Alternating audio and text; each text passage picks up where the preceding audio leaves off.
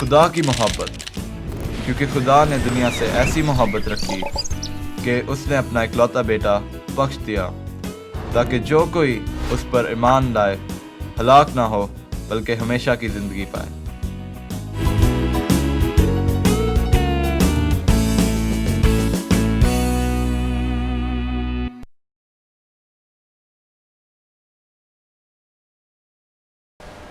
खुदावंद यीशु मसीह के अजीम जलाली और पुरफजल नाम में मैं वायलेट सिसल आप सबको सलाम पेश करती हूँ और प्रोग्राम खुदा ने दुनिया से ऐसी मोहब्बत रखी में आप सबको खुशामदीद कहती हूँ। नाजरीन, यर्मिया की किताब में खुदा यूँ फरमाता है, और उस रोज़ यूँ होगा, रब्बुल अफ़वाज फरमाता है कि मैं उसका जुआ तेरी गर्दन पर से तोड़ूँगा और तेरे बंधनों को खोल डालूँगा, और बेगाने फिर तुझसे खिदमत ना कराएंगे, पर वो खुदावंद अपने खुदा की और अपने बादशाह दाऊद की, जिसे मैं उनके लिए बर्पा करूँगा, खिदमत करेंगे। इसलिए ए मेरे खादम याकूब, हिरासा ना हो। नाजरीन, हम भी खुदा पर भरोसा रखते हुए हिरासा ना हो और मसरूफ़ जॉर्डन की खूबसूरत सी आवाज़ में अब उनसे ये गीत सुने।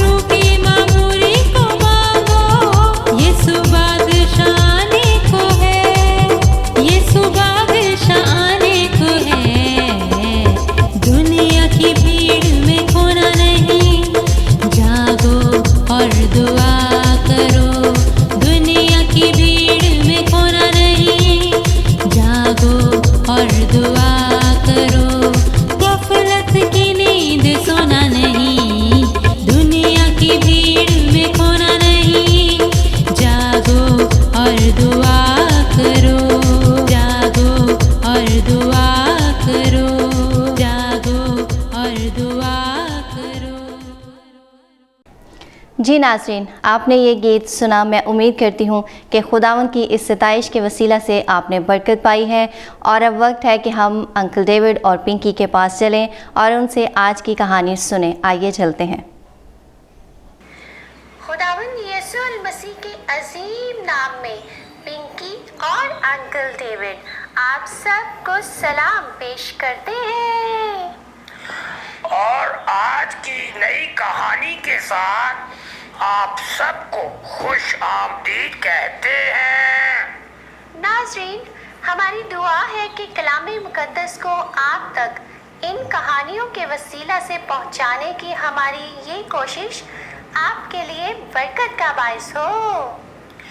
जी हाँ नाज़रीन, क्योंकि खुदा का कलाम जिंदा और हकीकी है जो हमेशा असर लाता है। नाज़रीन, आप हमें ज़रूर लिखें कि हमारी इन कहानियों के वसीला से खुदा का कलाम आपकी ज़िंदगी में कैसे तब्दीली पैदा करता है। हाँ जी नाज़रीन, आप ज़रूर हमें अपनी राय का इजहार करें। अंकल डेविड, आज की कहानी के बारे में बताइए। पिंकी बेटा, हमारी आज की कहानी का नाम है खुदावंद यीशु मसीह का आसमान पर उठाया जाना। खुदावंद यीशु मसीह कैसे आसमान पर उठाए गए? बेटा जी, वो बादलों पर हवा के साथ आसमान की तरफ उठा लिए गए। लेकिन आसमान पर वो क्यों चले गए? ताकि वो खुदा बाप की दाहिनी तरफ बैठकर मेरी, आपकी और सारी दुनिया की शफात कर सकें। ये शिफात क्या होती है? बेटा जी, शफात से मुराद है किसी दूसरे की गलती पर उसके लिए रहम की अपील करना। लो, अब ये अपील क्या होती है? अपील से मुराद है दरख्वास्त करना। ठीक से समझाइए ना अंकल डेविड।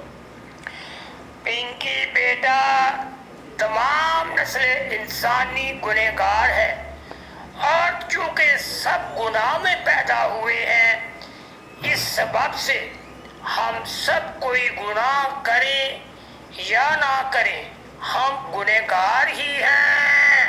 अच्छा, तो फिर? बेटा जी, चूंकि खुदा इंसाफ का खुदा है, उसके मुताबिक जरूर है कि हर गुनाह की सजा मिले। हाँ, ये तो ठीक बात है कि जो भी गुनाह करता है उसे सजा तो मिलनी ही चाहिए ना।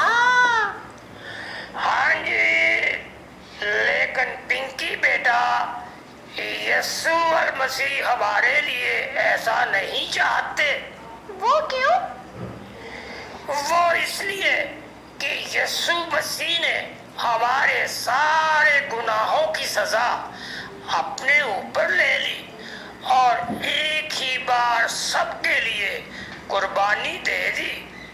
अच्छा, इसका मतलब है अब हमें सजा नहीं मिलेगी। हाँ जी, लेकिन जब हम यीशु मसीह के होने का इकरार करेंगे तो और उसकी कुर्बानी पर ईमान लाएंगे तो यीशु आसमान पर बाप की दाहिनी तरफ इस काम के लिए बैठा है। किस काम के लिए अंकल डेविड? बेटा जी, जब खुदा बाप किसी के गुनाह पर गुस्सा होता है तो यीशु अपनी कुर्बानी का हवाला देता है और बाप के सामने हमारी शफात करता है। यीशु मसीह बाप से क्या कहते हैं? यीशु मसीह यकीनन माफी की सिफारिश करते हैं कि उनके गुनाहों की कीमत मैंने अदा कर दी है, अब इन्हें माफ फरमाइए। अच्छा जी। हाँ जी। यीशु का आसमान पर उठाया जाना। मुर्दों में से जी उठने के अगले दिन यीशु के दो पैरोकार एक करीबी गांव जा रहे थे दौरान सफर वो यीशु की मौत और औरतों का ये कहना कि यीशु जी उठा है, इसके बारे में बातचीत करते जा रहे थे। वो हैरान थे कि यीशु ही हकीकी मसीह है। इसी दौरान यीशु आकर उनके साथ हो लिया, लेकिन उन्होंने उसे न पहचाना। यीशु ने उनसे पूछा, वो क्या बात है जिसके मुतालिक वो गुफ्तगू कर रहे हैं। उन्होंने पिछले चंद दिनों में होने वाले वो तमाम वाकयात उसे बताए। उन्होंने समझा कि ये कोई मुसाफिर है जो ये सब कुछ नहीं जानता। तब यीशु ने उन्हें वजाहत से बताया कि मसीह के बारे में खुदा का कलाम क्या कहता है। उसने उन्हें याद दिलाया कि नबियों की मार्फत यही कहा गया था कि मसीह दुख उठाएगा और मारा जाएगा, लेकिन तीसरे दिन फिर जी उठेगा। जब वो उस गांव के नजदीक जहां उन्हें जाना था पहुंचे तो रात होने को थी। उन दोनों ने यीशु को अपने पास रुकने को कहा, इसलिए वो रुक गया। खाना खाने से पहले यीशु ने रोटी ली और बरकत दी और तोड़कर उन्हें देने लगा। इस पर उनकी आंखें खुल गईं और उन्होंने उसे पहचान लिया कि ये यीशु है, और वो उनकी नजरों से गायब हो गया। तब उन्होंने आपस में कहा, जब वो राह में हमसे बातें करता और हम पर नविश्तों का भेद खोलता था, तो क्या हमारे दिल जोश से भर न गए थे? बस वो उसी घड़ी उठकर यरूशलेम को लौटे और उन 11 साथियों को इकट्ठा पाया। उन्होंने शागिर्दों को बताया कि यीशु जिंदा है और हमने उसे देखा है। वो ये बातें कर ही रहे थे कि यीशु आप उनके बीच आ खड़ा हुआ और उनसे कहा, तुम्हारी सलामती हो। मगर उन्होंने घबराकर और खौफ खाकर ये समझा कि किसी रूह को देखते हैं। उसने उनसे कहा, तुम क्यों घबराते हो और किस वास्ते तुम्हारे दिल में शक है? देखो मेरे हाथ और पांव, रूह के गोश्त और हड्डी नहीं होती जैसा मुझ में देखते हो।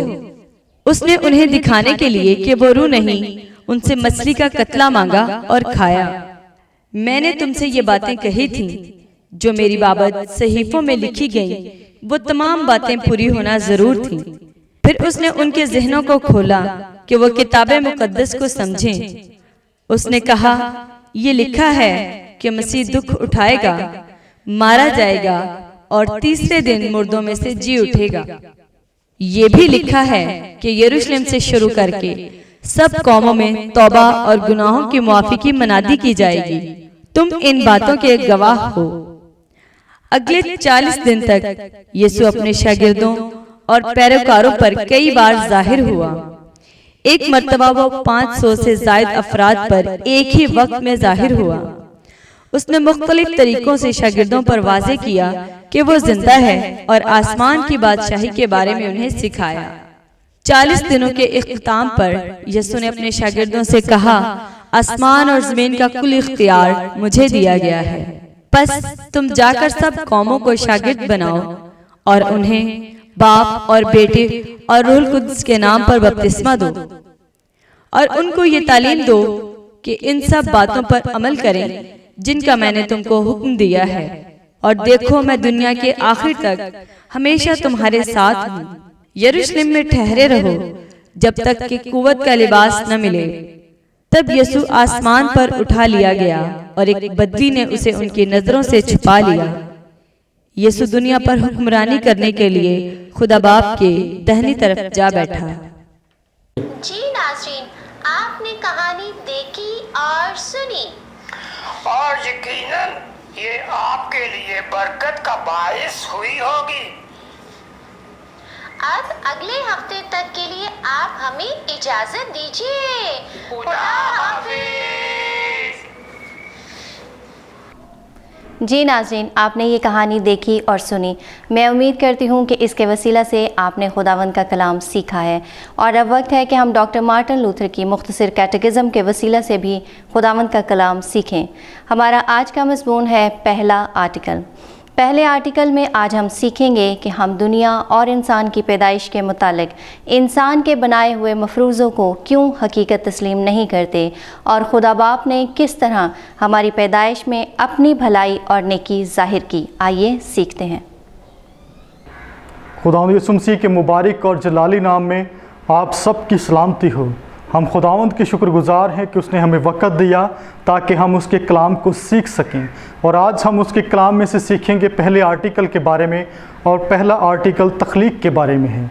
और आज का हमारा सवाल है, बाइबल का ये कहना कि खुदा ने आदमी और औरत को अपनी शबीह पर पैदा किया, इससे क्या मुराद है? और इसके बारे में जानने के लिए हम बाइबल मुकद्दस में से हवालाजात का मुतालिया करेंगे। इफ्सियों 4 बाब 24वीं आयत, नई इंसानियत को पहनो जो खुदा के मुताबिक सच्चाई की रास्तबाजी और पाकीज़गी में पैदा की है। कुलसियों 3 बाब 10वीं आयत, और नई इंसानियत को पहन लिया है जो मार्फत हासिल करने के लिए अपने खालिक की सूरत पर नई बनती जाती है। हमने सीखा जब बाइबल ये इरशाद करती है कि खुदा ने आदमी और औरत को अपनी शबीह पर बनाया, तो उसका मतलब है कि उन्हें पाक और खुदा के इरादों के अरफान से बनाया। और मज़ीद जानेंगे हम दुनिया और इंसान की पैदाइश के मुतल्लिक इंसान के बनाए हुए मफरूज़ों को क्यों हकीकत तस्लीम नहीं करते। और इसके बारे में जानने के लिए हम बाइबल मुकद्दस में से हवालाजात का मुतालिया करेंगे। अयूब 38 बाब 39, ख़ास तौर पर 38 बाब 4 आयत, इन तमाम चीज़ों की पैदाइश के वक्त कोई इंसान मौजूद ना था। दूसरा पत्रस 3 बाब 5वीं और 6 आयत, तो वो जानबूझकर ये भूल गए कि खुदा के कलाम के जरिए से आसमान कदीम से मौजूद है और ज़मीन पानी से बनी और पानी में कायम है। उन्हीं के जरिए उस जमाने की दुनिया डूबकर हलाक हुई। पहला तिमोथेयुस 6 बाब 20वीं और 21वीं आयत, इस अमानत को हिफाजत से रख, और जिस इल्म को इल्म कहना ही गलत हो उसकी बेहुदा बकवास और मुखालफत पर तवज्जो न कर, बाज़ इसका इकरार करके ईमान से बरगश्ता हो गए हैं। अब्रानियों 11 बाब 3 आयत, ईमान ही से हमको मालूम करते हैं कि आलम खुदा के कहने से बने हैं, ये नहीं कि जो कुछ नजर आता है ज़ाहिरी चीज़ों से बना हो। हमने सीखा हम इंसान के बनाए हुए मफरूज़ों को हकीकत के तौर पर तस्लीम नहीं करते, क्योंकि वो वजाहत करने के लिए इंसान की कोशिशें हैं, जबकि हम इन्हें ईमान के ज़रिए जान सकते हैं। और मज़ीद जानेंगे खुदा बाप ने किस तरह मेरी पैदाइश में अपनी भलाई और नेकी ज़ाहिर की। और इसके बारे में जानने के लिए हम बाइबल मुकद्दस में से हवालाजात का मुतालिया करें। अयूब 31 बाब 15वीं आयत, क्या वही उसका बनाने वाला नहीं जिसने मुझे बतन में बनाया, और क्या एक ही ने हमारी सूरत रहम में नहीं बनाई।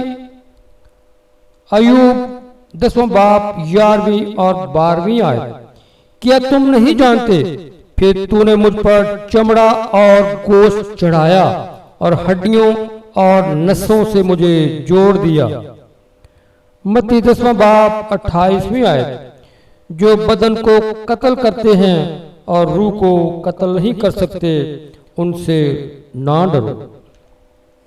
वाज 12 बाब 7वीं आयत, और खाक खाक से जा मिले जिस तरह आगे मिली हुई थी, और रूह खुदा के पास जिसने उसे दिया था वापस जाए। अयूब 38 बाब 36वीं आयत, बातन में हिकमत किसने रखी और दिल को दानिश किसने बख्शी। हमने आज के कलाम में से सीखा खुदा बाप ने मेरी पैदाइश में मुझे जिस्म और रूह, आँखें, कान और मेरे सारे अज़ा, मेरा दिमाग और मेरी सारी सलाहियतें अपनी भलाई ज़ाहिर करने के लिए अता की। हमने खुदावंद के कलाम में से पढ़ा, सुना और सीखा। मेरी दुआ है इस कलाम के वसीला से खुदावंद आप सबको बरकत दे। आमीन। और नाज़रीन, मैं खुदावंद की शुक्रगुजारी करती हूँ कि खुदावंद हमें अपनी खिदमत के लिए चुन लेता है और एक दूसरे के लिए बरकत का बायस बनाता है। और मैं खुदावंद की शुक्रगुजारी करती हूँ आपके एतमाद के लिए जो आप हम पर रखते हैं। आपकी तमाम दुआ या दरख्वास्तों के लिए भी खुदावंद की शुक्रगुजारी हो कि खुदा उनको सुनता और कबूल कर लेता है। और मैं अपने उन भाइयों और बहनों से ये दरख्वास्त करना चाहती हूँ जो अभी तक अपनी दुआओं के जवाब पाने के मुंतज़िर हैं, वो परेशान और मायूस ना हों, बल्कि खुदावंद पर भरोसा रखते हुए वो अपनी दरख्वास्तें खुदावंद के हजूर पेश करते रहें। वो वक्त पर आपको मुहैया करेगा। और नाज़रीन, प्रोग्राम के इख्तिताम पर मेरी आपसे ये दरख्वास्त है कि प्रोग्राम को मज़ीद बेहतर करने के लिए आप अपनी कीमती राय हमें देना ना भूलिएगा। हमारा पता है confessional evangelical Lutheran church, 26 Ravi block, Shadman town, Sahiwal. Calls और मैसेजेस के लिए हमारा फ़ोन नंबर है 0302789173। आप अपना ख्याल रखिएगा। खुदावंद आपको ढेरों बरकतों से माला माल करे। आमीन।